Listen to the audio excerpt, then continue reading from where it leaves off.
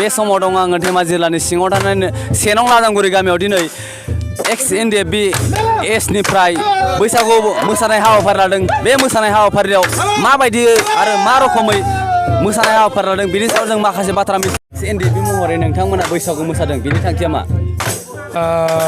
खुलुमबाय। गासै रंजालि बैसागुखौ सिबियारि मानिगिरि साफ्रोम आसामबासि बर' रायजो राजाफोरनिसिम जोंनि एक्स-एनडिएफबि वेलफेयार ससाइटि जानानै साफ्रोमनिसिमबो जोंनि हामलायनायखौ जों बावहरबाय। जोंनि रंजालि बैसागुखौ मानिनायनि बेयाव ओंथि गैया, मानोना बियो बर' जाथिनि बर' हारिनि मोनसे नीति, मोनसे खान्थि, बियो मोनसे आसार जायखौ सारा आसामाव खना खनला जायगायाव थानाय गासैबो बर' माहारिफ्रानो बेखौ मानियो आरो गुबुन गुबुन जातिफ्राबो मानियो जोंनि आसामाव थानायफ्रा।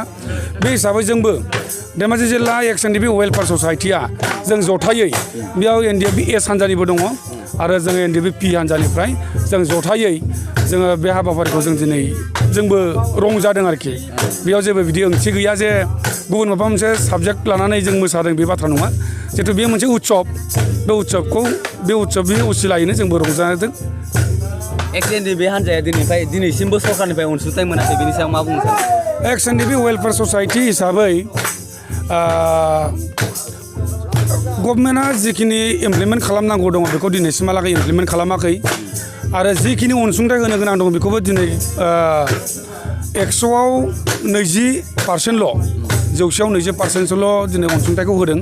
खिन्थु गासैबो मोनजोबाखै, 80%आनो दङ।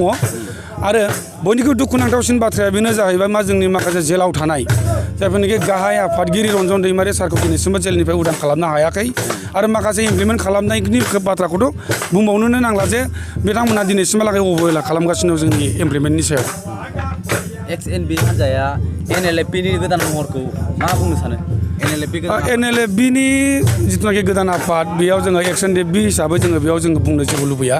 मानोना बिथांमोना जिखिनि मोनसे थांखिजों जे बर' हारिखौ गेरेमसा हारि दानायनि जि मोनसे सिमांखौ लानानै बिथांमोना आवगायलांदों, बिथांमोननि बे साबजेक्ट जानो हागौ। खिन्थु जों एक्स-एनडिएफबि जानानै जों बिनि सायाव जों जेबो बुंनो लुबैया।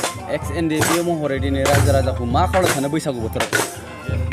एक्स-एनडिएफबि महरै जोङो नैबे बाथ्राखौ बुंगोन जे जिथुनाखि बे उत्सबा